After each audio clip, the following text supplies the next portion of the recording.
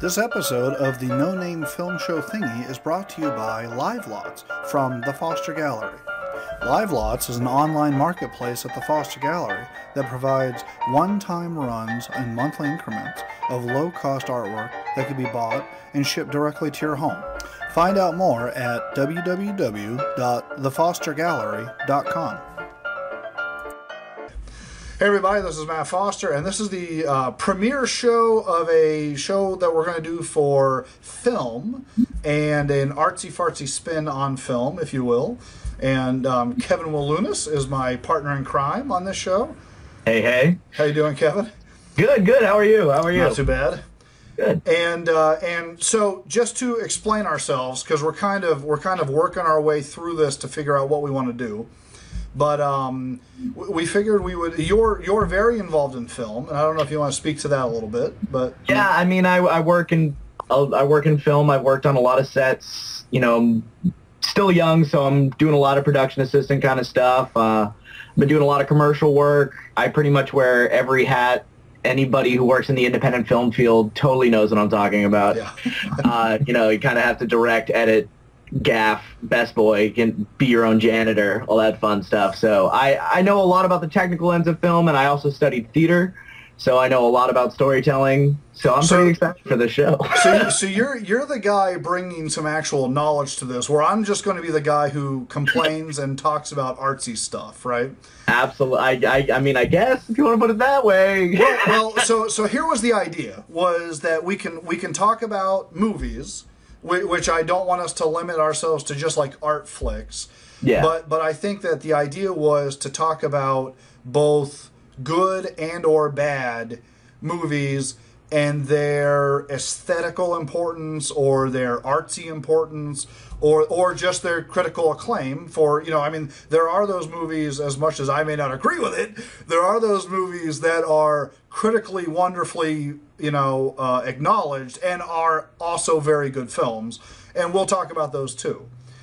So as a way to kick it off, you and I had discussed coming and not telling each other before just now, but the big reveal of what our favorite movie is. All right, you want to take this one Which first? is tough. Yeah, I'll, if you want me to, I'll start. I'm happy to start. All right, So, you can. My favorite movie, and I thought about this long and hard yesterday after we said it, because as soon as I brought it up, I was kind of like, oh shit, am I going to be able to do that? You know? but my favorite, if I had to pick one, it'd probably be 12 Monkeys. Okay, okay. So, and by your face, I can tell there's things stirring, right?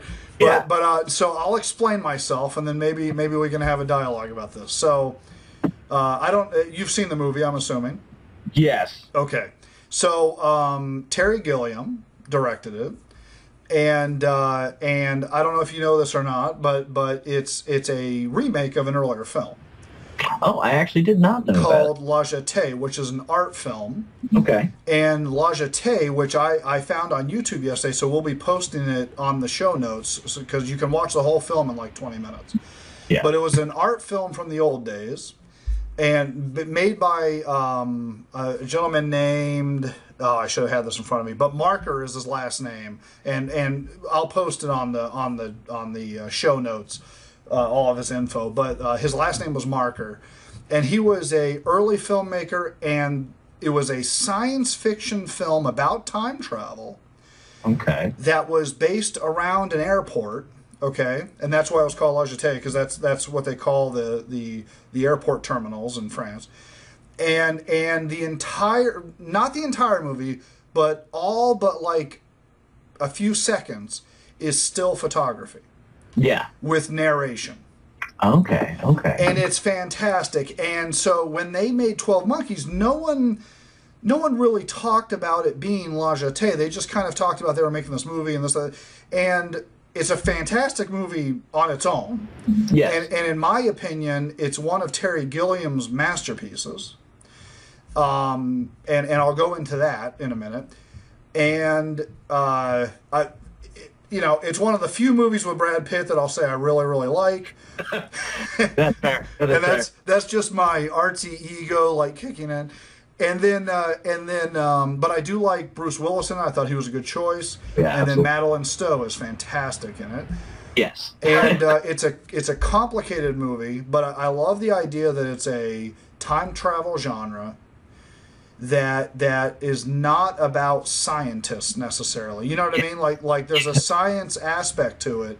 Well, it's science fiction. There's always going to be that science aspect of those kind of stories, but this doesn't, it isn't the Stargate, kind of like Exactly. There's a million scientists and then they get thrown into it. Exactly. The motivation of the movie is not around the science or the government or something like that.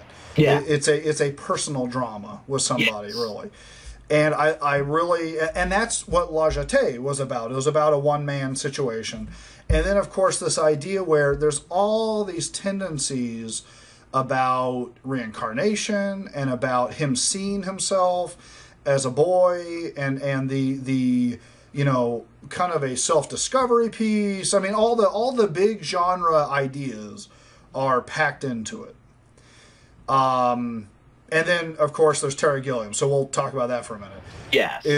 So I'm a long-time Terry Gilliam fan. Absolutely. I think he would be a nightmare to work with. Yeah, I know. I could definitely see that.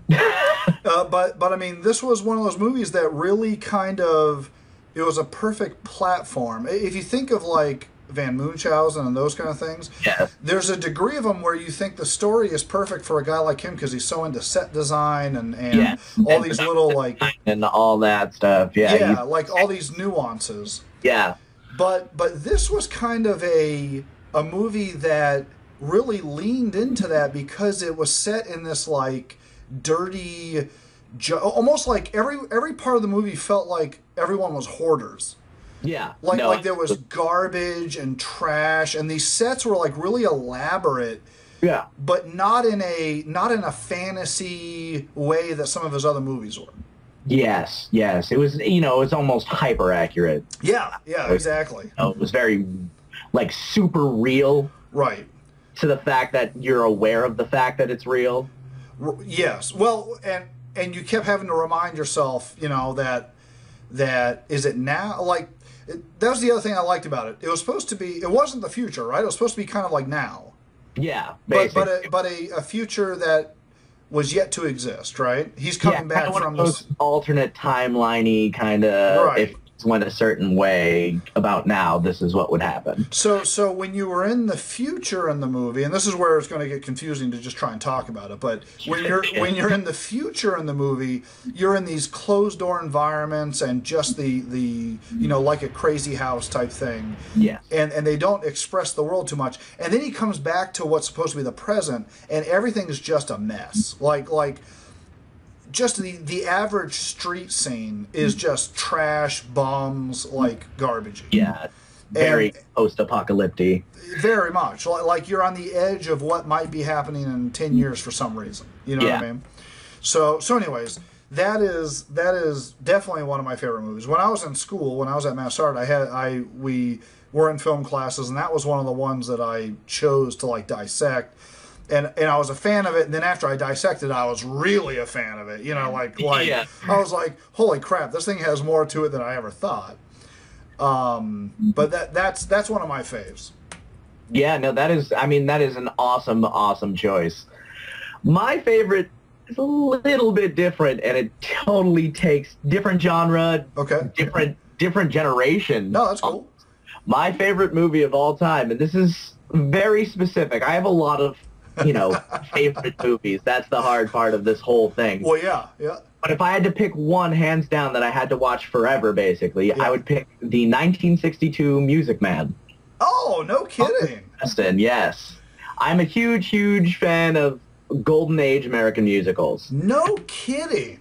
But that was pretty much the first movie when I was a very, very young lad that I watched and I got inspired to make movies. That was the movie I realized people make movies, Yeah. When you're a really young kid, you just assume it's all magic and wizardry and all that fun stuff, Yeah, right. But, I have a very technical father, and he pointed out, it's like, oh, that camera movement was really nice kind of thing. And I was just like, what? Somebody did that. And just the magic that movie has in it, it's hands down my favorite movie. From the cinematography they had in that movie for the stuff they were using at the time is insane. First off, the color of the actual 35 millimeter by I believe Technicolor did that one. Yeah. Is just absolutely insane. Definitely check out the Blu-ray if you haven't. It's absolutely stunning. But just the whole movie is perfect in my eyes, and it's one of those movies was a really a key part of my childhood. That is really interesting. Now, and I don't mean that in like a cynical way. Like that. First of all, I will totally agree that is a fantastic movie. And now, I don't think I watched it with your enthusiasm as a kid. Yeah. But it was like forced onto me so many times that I eventually got into it. You know. Yeah. Yeah, absolutely. But what a great choice, especially for someone who actually does film. It's an interesting choice that you say the color of the film, because I actually distinctly remember the color being like one of those things in those movies that. And now, tell me if I'm wrong, because I don't know that much about the musicals from that era. Mm-hmm. But I bundle that with Oklahoma and Carousel and all of those. Very, very, very similar time frame, similar styling, very all golden age considered. Were they made by the same crowd, or were they like competing? I mean, it really depends on what it was. You know, all of those were originally stage musicals from, Golden Broadway era. So you have a lot of these just, studios at the time who, the Hollywood worked a little differently back then and everything like that. So you had all these studios picking them up, and they were made to pretty much all look the same, mainly due to the staging. Yeah. Got to remember these are all staged for, proscenium theaters. Right. So it's only really not much variation you can do to tell these stories sometimes, especially back then where, they could shoot it on one soundstage. They could basically effectively shoot it like they were making it for stage. Yeah. Well, I mean, they were trying to translate it right over, Yeah, absolutely. They tried to pay as much homage as they could. Yeah. That is awesome. I'll tell you, one of my phrases that today I still say at work and stuff is "we've got trouble."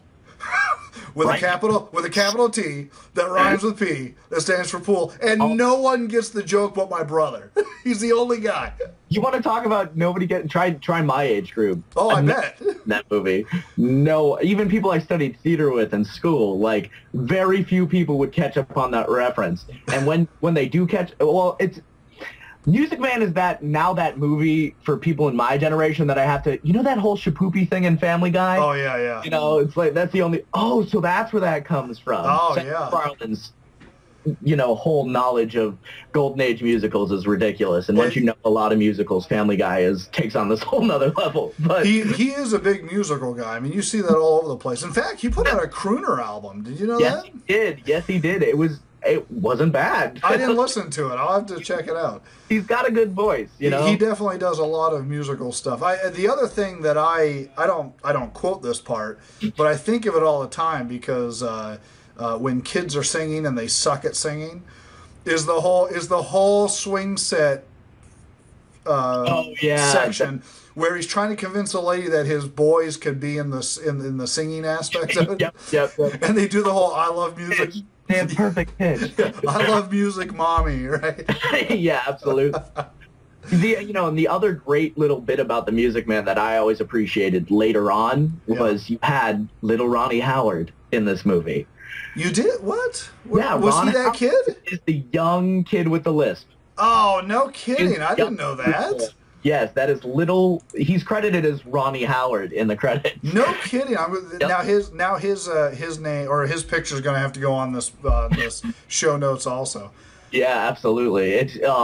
He is just, he's got to be like 5 or 6 at the time, and he just had act the whole time very flatly with a lisp. Who knew he was going to be this Hollywood mega basically eventually, but. That is hilarious. Yeah, no, it's one of my favorite little movie tidbits too. That's a great movie. I mean, I'll give it to you. That definitely is a classic. I mean, without a doubt. Yeah. So and it'll be interesting now that you've divulged this. It's going to be interesting to see your spin. No, but I mean, to see your spin on like other movies that we talk about. So Yeah. do you like? And this is great for the audience because we know each other, but we don't know each other real well. Yeah. Yeah. So Absolutely. do you actually still like musicals in general now? Oh, absolutely. I mean, I work in theater a Yeah. lot, so a lot of the things I have to do are musicals. Are 'Cause those musicals. are, a lot of the stuff that's current and sells. A lot of people aren't going out to see dramas anymore, unfortunately. On stage. Yeah, on stage. So, I sit through and listen to all the newest musicals. I know all the musicals that come through for the most part. I have a very, very theater-going family, so, we try and see as much as we can, too. Sure. And then there's I know a lot of contemporary musicals that are just, absolutely great. A lot of people, are familiar with Nathan Fillion, Neil Patrick Harris in Dr. Horrible Sing-Along. Oh yeah, that's great. That is fantastic. And that's, I'm kind of hoping almost for a revival of musicals because you got Hairspray. That was, the really biggest one I can remember from the last couple of years. And that's about it, Well, do you consider like these Rock of Ages type movies to be a musical, or is that kind of a knockoff type? Just absolutely no. Yeah, I don't. that's I don't. and that. Well, I mean, It's the kids' bops of musicals, I feel like. Okay, all right, and that's I think that's fair because even when that came out, I was like, this is basically big names almost making fun of musicals more than anything else. Yes. I mean, so would that be more fair for like that Rock of Ages that it's a mockery of musicals? Oh yeah, and the same thing's happening in theater too. You got like things like Jersey Boys and stuff. Shows written to basically rehash old music. Oh, okay. Music industry people are putting a lot of money into, So what's the and forgive me because I just don't know much about it, but what is the dynamite like big one that's the awe right now for a stage music performance? Well, you have probably Book of Mormon is the big. That's the South Park one. That is by Matt Stone and Trey Parker. It was sold out almost straight you couldn't get tickets for a year almost. Wow. Yeah, for Broadway. And is it music from the TV series? No, it's all original music written specifically for that show. No kidding, because I remember when that show came out, making fun of the Book of Mormon. It was it was a very musical show in general. Like that one episode had a lot of music in it too. Yeah. No, absolutely. And, that was more really digging fun at Mormons. Sure. But this musical, and I worked with a very, very Mormon guy my age. Yep. And he actually just recently left to go on his Mormon mission and all that stuff. But listened to the whole Book of Mormon soundtrack, all that stuff, was not offended at all. It actually really kind of celebrates Mormonism, believe it or not. But in a very funny and Matt Stone, Trey Parker poking way. Yeah. But it really does have, it has basically these two guys, they get sent on their Mormon mission to Uganda. Oh, really? Yeah, that's the whole plot. I'm gonna have to check it out then now. Yeah, absolutely. The whole soundtrack, I think, is still streaming on NPR, if on their website. A couple other places too, you can probably find it, No but kidding. it is. I'm gonna have to check it out. It is funny. The most I know of that play is the documentary they made of Trey Parker and Matt about them trying to produce South Park. Yep. And they were just coming off of the Book of Mormon opening. Yeah. And that was really the only thing I'd heard of it. You know what I mean? Outside of what you see in the newspapers. Yeah, absolutely. That's cool. Yeah, no, other fun fact for New Englanders out there is actually one of the producers of it is Elliot of Barry and Elliot of Jordan's Furniture. Oh, no kidding. Yep. Really? I got to work with him on a indie pilot that I did a sound for in Martha's Vineyard not too long ago. And he walks in, looks at me, and told me I kind of look like the guy who was the lead of Book of Mormon. Oh, had you just seen it? And I'm sitting down, face full of food. We're at the production house, and he's like, "Oh no, I executive produced it." And I was just like, Oh. Very nice to meet you. Yes, you have a lot of money. Like, Yeah. but yeah, no, he's saying, I guess apparently they might be quietly working on another one too. I don't know. Oh, really? Not be surprised if, they have made a lot of money with that show too. Well, and also they got some Tony Awards, right? Didn't they win Tony Awards? Pretty much swept. Oh, Yeah. really? Oh, really? Nice. An ungodly amount, if I remember. When those two guys, and this is probably a conversation for another episode, because I actually have a high regard for both those guys. Yeah, I do too. And part of it's my anti-Hollywood kind of mentality, but the other part is that they, in the genre of, and again, not to get too deep into this because we'll probably have a whole show about this, but in the genres of TV shows that are cartoons like that, like Family Guy, like The Simpsons, they really, if you ask me, I think South Park's writing style is actually the most developed. Yeah, oh yeah, no, absolutely. I will totally agree with you on that statement. I mean, it's the least. It's still formulaic, but not in the way the other ones are. Yeah, well, with those kind of shows, you have to be at least a little bit formulaic, right. Or somebody comes from the production end of things. Like, if you don't kind of have a formula, you're gonna get screwed at least once or twice when it comes to trying to air episodes. Well, but also the episodes so fast. Oh yeah, well, and also, I mean, the historical value of a serial is the public knows what they're going to get. Yeah. Absolutely. So I mean, there's a piece of that they have to stay true to. Yes. But I really think that their writing in particular is much more. I don't want to say more complex, but it's more. Yeah, I mean, involved.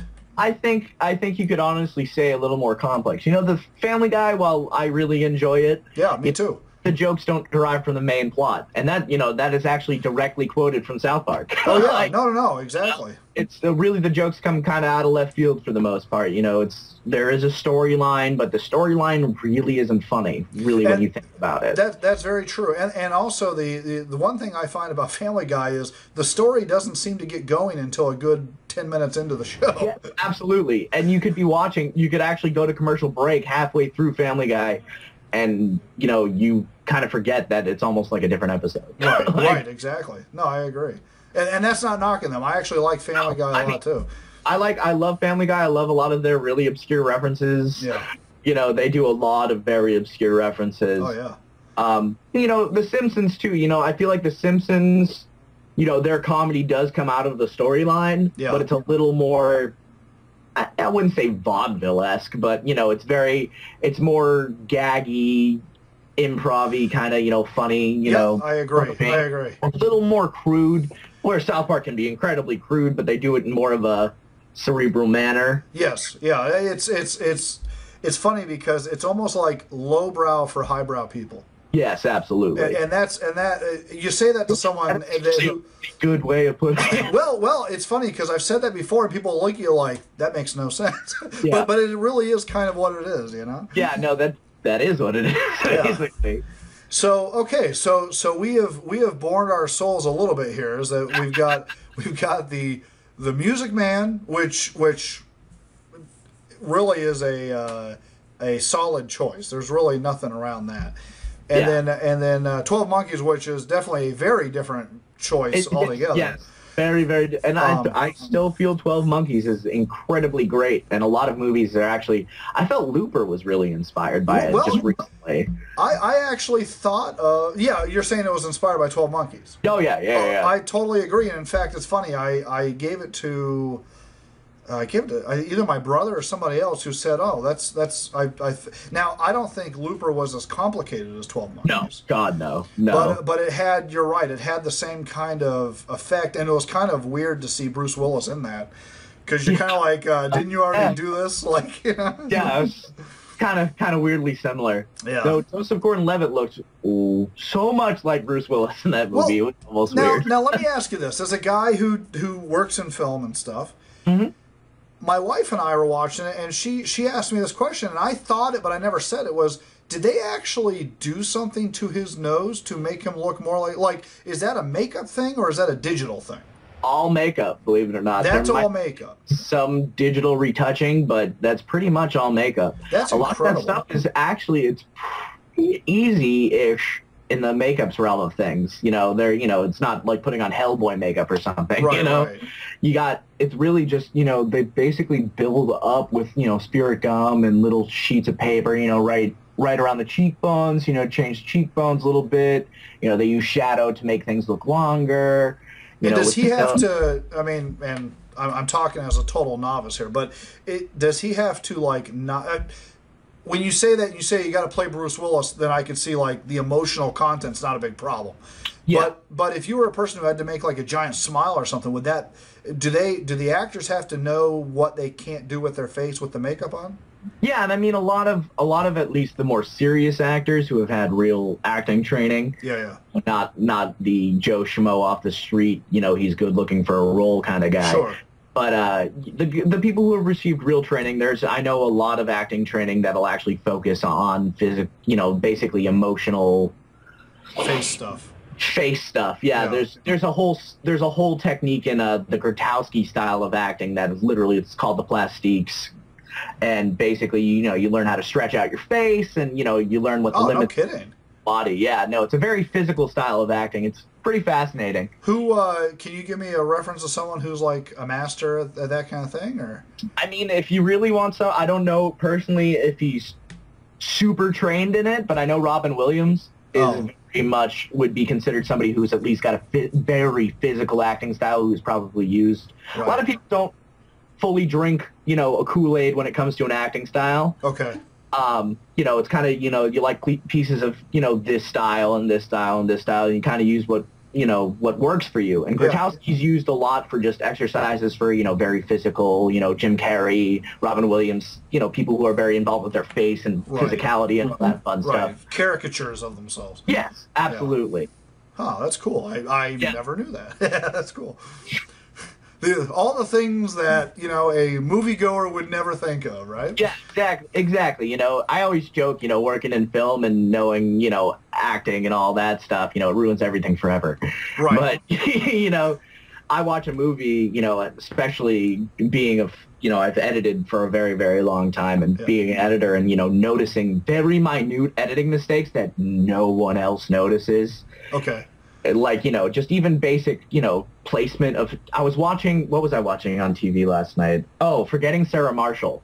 Oh, yeah, okay. You've ever seen that movie? Yeah. There's that scene where Jason Segel walks onto the beach and he meets that big Hawaiian, bartender dudes right before they kill the pig. Yep. He's got the towel on him. Okay. And literally the towel, at one point, it cuts back, 5 or 6 times while they're having a conversation, and I literally saw a towel on his shoulder, towel's gone, towel's on his other shoulder, towel's gone again, and then towel's on this shoulder again, and then it's in his hands. It was just I was focused on the towel. And it ruined the movie for you. Oh, yeah, it'll take you out of the experience really, really fast. That's hilarious. It takes a very well done movie to get people who know how to edit film totally, to forget they're watching a movie. You know? Well, that would make sense. I mean, now I do love movies that do that on purpose. When it's on purpose and there's a fourth wall break, basically, I'm all for that. Yeah, because I'm thinking of the airplanes and all that stuff where they'll make a joke out of, every time they switch the camera back, something else is wrong or different or something,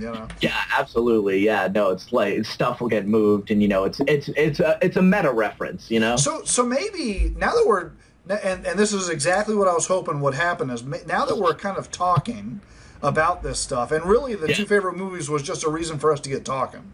Yeah, absolutely. Is maybe a way to frame this show up is to talk about films that use different things like we could do a whole show about editing and great examples of editing in a movie and horrible examples of editing in a movie or like you were mentioning the color in Music Man. It's funny that if someone said to me Music Man and didn't say why, I know that in my head one of the first things that came up was, that was one of those really bright, colorful, and I think of Oklahoma the same way. It's overexposed kind of movie, but not in a bad way. Oversaturated. Yeah. Everything is colorful. Yeah, and of course, knowing the time period, that they're trying to emulate a stage show, and that explains it. But it'd be interesting that maybe we take different shows and focus on these different things, and that way we can reference movies that are both old and new and everything that kind of show these different aspects of film, maybe. Absolutely. I think that'd be cool. And then I think kind of on top of that, too, it's like we can almost do it in certain ones where one of us has to pick an old movie and one of us has to pick a new movie, and it's talking maybe about even the same technique and how it's evolved from, that to this. That'd be awesome. That'd be awesome because I mean, this is a subject that I'm very, not to get into like bio Matt stuff or anything, but as a painter, I've always been any painter today is influenced obviously by film. And most of modern art since the turn of the 20th century is influenced by film because painting radically changed because of the invention of film. Absolutely. And so there's that aspect of it that there's films I like that everybody goes, what the hell are you talking about? like they what? Like it was funny because one of the movies I almost picked and I thought, nah, that's going to be so obscure no one's going to, was Streets of the Crocodiles. Oh, okay. Which is the brothers Quay. Have you ever seen that? Yes, I have. And we'll have to do a show on that because that's one of the most influential films that I've seen as a painter. Yeah. And of course, anybody who's ever seen a Tool video or those are all blatantly copying the brothers Quay. Yes. And in all honesty, it works better with classical music like that. But that's my own take. Yeah. But there are movies like that are really obscure, and I'd love us to talk about that stuff too. And then also, like, I could easily picture movies that movie influenced, or that they riffed off of it. You have so many things you can choose from that one. Oh yeah. So I mean, that's good. I think we got a good direction to go in. That'd be good. Yeah, absolutely. So we'll have to. What we'll do is after all this, we'll kind of write up our little homework assignments for each other or whatever. You know what I mean? And pick what makes it into the slots. Yeah, absolutely. So let me ask you this, and this is on the spot, but I mean, it's just now that we've done our favorite movies. Yes. What would be? And I don't mean a bad movie like Plan 9 or whatever, you know what I mean? I mean a great movie that everyone loves, but you happen to hate it. Oh, man. There are actually a number of those kind of movies. I mean, I'm a lot of people will call it bandwagon for me for this, but I do not like Avatar. I do not like Avatar. James Cameron as a filmmaker, I don't particularly like. Yeah. He is somebody who's the whole basis of the people I do film with and a lot of the people I choose to work with for my independent projects is we always put story first. Story is always over everything. Right. I'm a big believer in that. And nowadays, with computer graphics and all that stuff, a lot of people focus on spectacle. If you look at, major box office hits currently, you're looking at movies that spend a lot of money for spectacle. The Hobbit, great movie, but I don't know if you saw it in the high frame rate. Yes. I totally took it out for me. I actually almost wish I hadn't seen it that way. Yeah, exactly. Yeah. People are focusing too much on the technical side of things and are missing out on the reason we watch films, which is for the story. So, and you feel Avatar is that way? Avatar is, there's some lazy writing. Laziest writing. Unobtainium is my prime example. I wonder if they're gonna get it. That was like the first joke I ever heard about Avatar was unobtainium. I remember thinking, I didn't think it was real the first time I heard it. I'm like, no, there's no way. There's no way somebody actually was like, I'm gonna name it unobtainium. I just would have loved to have seen like the first read through, like them go there going, really? Like I'm supposed to deliver? That's not a joke, right? That's not a misspelling. No, it's like, and the first time I heard it too, it's like my mind switched to adamantium. Like I'm thinking Marvel Universe. Oh yeah, right. Oh, I didn't think of that, but that makes sense. I don't know. I just, Yeah. you know, and really, like, I loved Fern Gully growing up, Okay. and it's literally the exact same storyline except with blue people. Well, it's interesting that you mentioned him because I have a personal theory, not a theory in general about Cameron, Okay. but he is the guy who's ruined several of my favorite movie franchises. So I love Ridley Scott. Yes. And so the first Aliens is like one of my favorite movies. And then, of course, Cameron takes over and it turns into the Bill Paxton show, right? Yep. And then he did the same thing to Terminator. I loved the first Terminator. Yep. And then the second Terminator, while it was a good movie, it just wasn't the first Terminator. I mean, and that's horrible to say because, you know, well, you don't want to make the same movie twice. I get that. Exactly. But he changed it so much, and it turned into the minute. Even my son, who's 9. Now you're probably saying, "Oh my God, you let your 9-year-old son watch Terminator 2," but I mean, I did because it was the Cameron Terminator. I mean, they made the Terminator the good guy. So instantly, you can rip that rated R right off there because suddenly you're playing with action figures instead of watching this scary, diabolical movie about this guy. You know what I mean? Like, the whole thing turns into an action flick for kids. Yeah, no, I totally agree with that. How did you feel about Terminator Salvation? Which one's Salvation? Is that the one with Christian Bale? That is. I haven't seen that one. Christian Bale freak out movie. As I once I saw Terminator 3, you heard my Freudian slip. Yeah. Terminator through. I'm done. But I after I saw 3, I was kind of like, well, this series has hit the toilet. Like, you know. They jumped the shark. Like, so are you saying that Salvation was good though? Salvation was decent. I did enjoy it. It was fun. Don't expect it to be as good as the first Terminator. Okay. But it it didn't make up for the other two. Okay. But it was fun. McG, the guy who directed it, is good. He can be hit or miss. He's very poppy, I guess, would probably be the best way to describe his directing style. Okay. And this was a little darker for him, and he actually I feel like he got to flex more of his director muscle. For people who are not familiar with McG, he's the creator of a lot of shows on NBC Universal. Chuck, he was executive producer for a lot of those shows on NBC, and he also directed Charlie's Angels, which is probably his bigger movie. So all more lighthearted type stuff. Yeah. So this was a little darker for him, and I thought he did a great job with it, especially for being familiar with the style. Yeah. And, still actually having the director's voice in there. I was expecting that movie to be a studio movie, a movie that all the decisions got made by a bunch of studio execs. That's kind of what I expected when I saw it come out. I was kind of like, this is now the 4th. Let's see if we can make money out of this thing. Yeah. No, and it's filmed. I like the cinematography a lot. But yeah, you get a lot of, the whole James Cameron thing, you get a lot of, he's trying to push, he's like, oh, we invented all this technology, blah, blah, blah. Right. Where, you look at movies like that. I actually got to, I was at a film festival I was in 2 years ago. Was that last year? It was last year. I got to hear Wally Pfister speak, who's the cinematographer for all the Nolan, basically every Nolan movie ever. Okay. Inception, all the Batman movies. That's cool. He's about to direct his first feature. I can't remember if it got announced. He actually announced it at the film festival. Oh, that's awesome.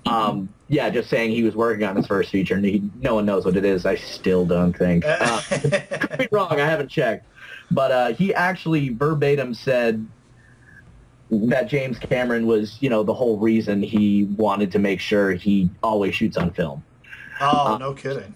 Really, really doesn't like James Cameron and thinks he's kind of a joke. Oh, well, there you go. So he's not respected in the industry basically by anyone anymore either. Yeah. So, well, he's one of those guys that I think the money got to him, and he's hiding behind the technology. Oh yeah, no, absolutely. I feel like you look at some of his earlier stuff, and it's good. You tell. Well, I will say one of my favorite movies, I think, is a Cameron movie, which is The Abyss. Oh yes, that is a That's one of those exemptions, you know. But I think that's his. You know how he has the whole shtick of being the underwater guy, right? Yeah. And I could be wrong, but I think The Abyss was like his first shot at that. And I think you're right. I mean, because it was before Titanic and all that stuff. Yeah, it was what? It was 89? I don't remember. I mean, I remember, and really, to be honest with you, I like the science fiction theme. Yeah. And I like, Ed Harris is, of course, a big draw for me. Yeah. I like Ed Harris. But it was one of those movies that I was a teenager at the time, I think, when it came out. Yeah. And I was kind of like, I was into that, you know. And also, you know what came out at the same time was Leviathan. Oh, yeah, that's right. That was, and I remember right there, yeah. Yeah, and I remember thinking, well, God, you know, like, oh, it's just another Leviathan. And then I went and saw it, I'm like, wow, that was actually much more, like, intelligible than Leviathan. Like, Leviathan was a straight-up monster flick. Oh, yeah. And The Abyss was much more intricate and had a lot more to it, you know? Yeah. So, but anyways, but in general, I'm not a big Cameron fan either. So that's interesting to hear. It's just the thing is with his movies is, you know, a lot of it is just for box office numbers. And, you know, I for the stuff he's supposedly, you know, basically, you know, evangelizing more or less from technology is some of the stuff that's really, I think, starting to kill film. A focus on 3D. I mean, at least he does his movies when he shoots them actually in 3D. I will give him that. There is a trend going on in Hollywood. If you've ever seen a 3D movie where it makes your eyes kind of want to fall out of your head, usually means that they did it after the movie was shot in 2D. So they post-produced it into 3D? Completely digital, judged by the editor's eye, 3D effect. It can make people sick if it's not done right, and if they try to do it cheap, which if they're shooting in 2D in the first place, they're trying to do it cheap. Yeah. It really, really, like, I am blind. I will say that. Like, I cannot see very well. And, you know, with a lot of the bad 3D, my eyes literally just, I can't watch it. Now, I mean, I'm not a 3D fan whatsoever. Yes. And this whole pitch that it's moving movies forward, I think is baloney. Yeah, no, it's definitely because it's a medium that's meant to be the way it is already. So I think it's a bad argument. But also, you know, and this is where we can totally go off topic. But you know, it's also driven by wanting to sell something more. And I'll tell you, when I said, you know what, I'm done with 3D, was I went to watch a movie with my son, and it was a kids movie. It was like, it was a Disney movie, so I don't know which movie it was, but it was one of the Disney movies. Okay. And we went in, and I was kind of like, you know, I don't really want to do 3D, but we'll do it just to do it. Yeah, they had a surcharge on the movie because it was a Disney 3D movie, and it was the cost of an additional ticket. Yep. And I was like, forget. And halfway through the movie, my son was even like, this. I don't like it. And he's a 9-year-old boy who doesn't want to go to 3D movies. Yeah. And as soon as I saw that, I was like, this is destined to fail. You can't get a little kid interested. Exactly. In this, you know? Well, and that's the thing, too. You know, as somebody who's worked at a movie theater, the ticket price that you actually get, you know, it's like buying a new video game out of a video game store or a new DVD. The actual movie theater company is not making money off of this. This is all the studio's money. You know, that's why popcorn's so expensive. Right. You know, they're just trying to basically make effectively, you know, it's when you see these box office numbers where you see, like, you know, the Avengers being one of the highest grossing movies of all time. Right. And remember, a majority of those were shown in 3D. Yeah. And they get to record the profits that they have for those surcharges and all that stuff. You know, there are some financiers in Hollywood who do some very, very funny things with numbers. Yeah. And, you know, they basically will, add that extra profit to it. So, you know, that's really trying to, you know, they're trying to break records and they're trying to get more money out of it. Right. I think that they're going to. I don't know. I mean, every time someone says they're going to kill the movies, it's like, well, people don't stop going to the movies. That's just the way it is. It isn't. They're not going to kill the movies. They're just not going to get filmmaker. The 3D film is still very, very, very, very hard to do as an independent filmmaker as well. Like there are some prosumer 3D cameras out there, and I've actually shot a whole reel short in 3D. Yeah. And the editing process is a nightmare. Yeah. Unless you have a $10,000 to $20,000 editing machine, it's a real hard thing to edit in 3D. But also, it's not portable, right? I mean, it's not like here's the other problem I have with it. 3D cameras are they're not portable. No, not that part. I'm sorry. Your product. So you spend all this time to make it, and the feature that you spent all the extra blood, sweat, and tears on is only usable in a proprietary situation, and then the rest of the time it's just like every other movie. Yeah, no, basically that is a phenomenal point. Is you can upload it online to YouTube in 3D now, but I didn't know that. Yes, there is a 3D function on YouTube. Oh. You need to have a 3D monitor to really be able to see it. But I mean, do they have a computer monitor? I know people that have these, but they're not using it as a computer monitor necessarily. So you'll end up getting it converted in red blue. And that also being said, when I was going through making my 3D movie, I didn't have a 3D TV, so I had to edit in red blue for 3D. No kidding. So talk about a blind guy. I had a second. I co-edited with somebody, and it was we could spend half an hour each on it, and then have to take a break, or our eyes would literally just fall out of our heads. Oh my god! I mean, I can't lie. That sounds horrible. That sounds awful. It's worse, because the thing is like we had a basic 2-screen editing setup. We have our preview screen over here and our timeline and everything on the first screen, and the preview screen's in red blue, but when you're editing it, it's in normal. You just see one eye. So you're taking the glasses on and off every 3 seconds. You're reviewing like 4 frames over there, and then you're like, Like I forgot I was wearing them at one point because my eyes just adjusted. So it's 3D's a crazy process. Now the science behind it and a lot of the tech behind it is pretty cool, and it's pushing digital filmmaking, which I am for. Not that films, anything is wrong. I love film. I would love to shoot in film, but film's really, really, really, really expensive. And, my generation of filmmakers coming up, we all learned how to shoot movies on DSLRs. Right. We didn't learn how to, stack film and just stuff, my dad knows how to do. Right. That's actually when I say, I have a quasi, being at Mass Art, I had some film that I had to take, but none of it was digital. It was all classic film. I was doing Super 8. Oh yeah. So. Yeah, and it's like, and now it's DSLRs are, decently affordable. Oh yeah. Especially ones that can shoot really well.